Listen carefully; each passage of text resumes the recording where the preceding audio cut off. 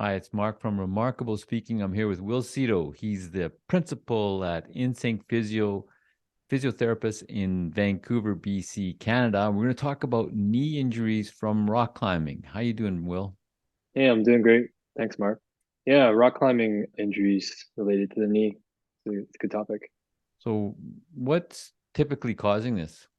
Well, there's one really main one, like in terms of rock climbing. It doesn't matter if you're looking at what kind of rock climbing that you're doing, because there's different styles or types, I guess, categories. Like there's what's called bouldering, where you're not using a harness or a rope, and you're essentially climbing up boulders. And in the advent of gyms popping up with bouldering gyms, you have a lot more of these sort of knee injuries related to rock climbing. And then also in fort climbing, where you're climbing up with your rope and you're doing certain maneuvers that are more technical that can cause strains into the ligaments, especially in the knee, or into sort of like that cushiony area that sits between the two bones in the knee and the knee joint called the meniscus. So yeah, I want to talk a little bit about that today because that's something that I think is really important to really understand and also look at how that can be preventable. So, what symptoms is someone going to exhibit other than their knee hurts? Sometimes they may actually swell up, and so you might see some inflammation into there. And so there might be what we call the sharp, you know, principle where you have an injury. Sharp is an acronym. S stands for swelling. H stands for there's heat, it feels hot. A is the altered function. R is for redness. So it's like discoloration in red from the swelling. And then the P is basically the pain. And so that's usually sort of a good little acronym to go by. And then typically it will also hurt and feel like you don't really want to use that leg and that knee for specific maneuvers when you're climbing. And there's two real common ways of injuring it actually in technical aspects of climbing, where you're looking at what's called the heel hook, where you're basically using your heel and your foot like a lever, kind of keep yourself up, and it takes the weight off of your hands and arms a little bit more, and also just helps with your body position. And sometimes body position and balance with a heel hook can really help you to the next move. So there's that part of it. And then the other part that can really contribute to an injury is really just looking at when you're climbing, that is when you're rotating excessively and you're dropping your knee to the point where it goes beyond the range and it can injure the meniscus. So So, those when are the you're two main things. diagnosing it, does it make much difference what the course of treatment is based on what you diagnose? Yeah, absolutely. So if it's an instance of, like a ligament strain or tear, then it's a typical 4 to 6 week time frame kind of thing in terms of being a more of a mild to moderate injury, where you're looking at it being from a full healing, full recovery, and fully rehabbed. And so being fully rehabbed, that final stage means that now you have the right things that you're doing to make it strong and feel like you can climb 100% and feel like you know what you're doing, and then you're not going to re-injure it. And that's going to be a process too as you go through that recovery, the healing, recovery, and rehab phase. And for a mild injury, it would take like 4 to 6 weeks, and then you get more moderate into more severe. So that would be definitely going beyond that time frame a little bit more, and that's important to recognize. What if it's a meniscus tear or some other thing like that, as opposed to a ligament? Yeah, those can be a little trickier. And the reason why is because your meniscus, it doesn't have the same blood supply or the nerve supply. So sometimes it might not even hurt as much, but it's just locked. So sometimes the symptoms are a bit different. So they can really alter your function. So going back to that whole sharp acronym, so your altered movement and function is going to be more noticeable. So one of the other aspects I didn't actually talk about with bouldering is the falling part, where you're falling right on the knee, you're not falling properly.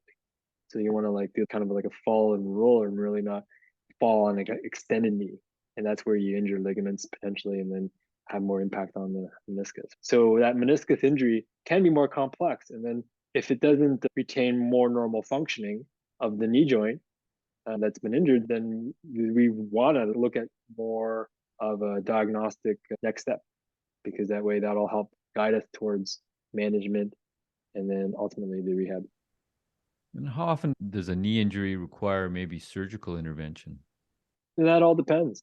I guess from my experience, it can be like, I would say out of the knee injuries, like maybe 25% of the time, depending like from even more serious major ligament ruptures into some more of the major ligaments that don't happen as often in rock climbing, but I have seen it. like the ACL, which is one of the major ligaments of the knee, to like meniscal injuries. And very rarely do you get surgery done on like your collateral ligaments in the knee. So those are the side ligaments. And so the reason why it really depends is you want to avoid going under and having it surgically operated if you can.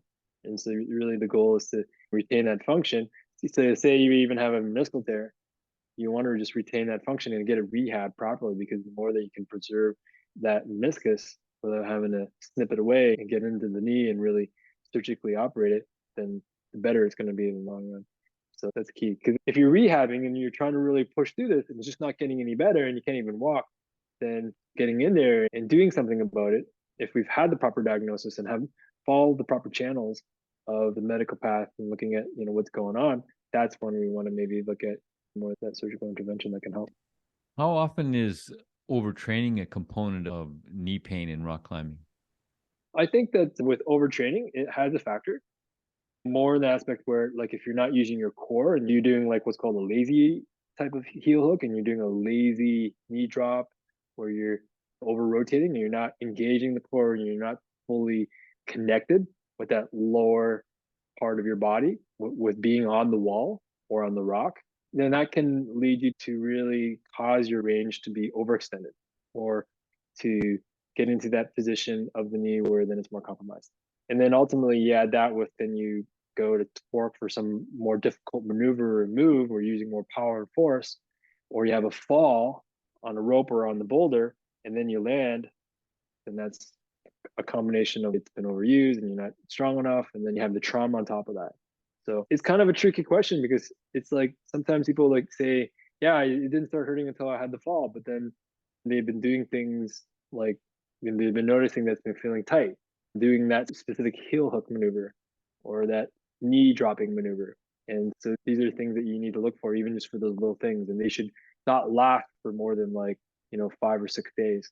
Those little kind of things that you notice in your body and your knee, especially.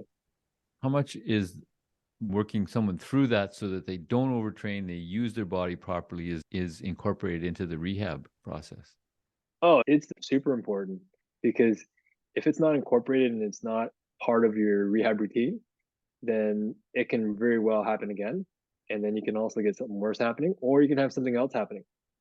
A really good example, we had a client that came in that had this happen and rehabbed the knee properly, but then stopped doing the routine and the exercise of keeping it strong, and then started to have back problems because they weren't engaging the core. So it's kind of like you go in to see your dentist and you have cavities, and then now he's like, "Do you brush your teeth every day?" No, I try to do it once a day, and then your dentist says, "Well, maybe it'd be good to do it twice a day." I think that'd be really good, and then it's going to help your cavity prevention even better. So you do that for the first little while, but then you stop that. It's the same thing.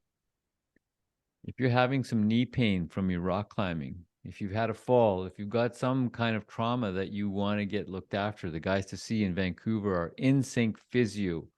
You can reach them on their website. You can book for either location in North Burnaby or in Vancouver at insyncphysio.com, or you can call the Vancouver office 604-566-9716. You have to call and book ahead. They're always busy and they'll get you moving right and better than ever. Thanks, Will. Yeah, you're welcome. Thank you, Mark.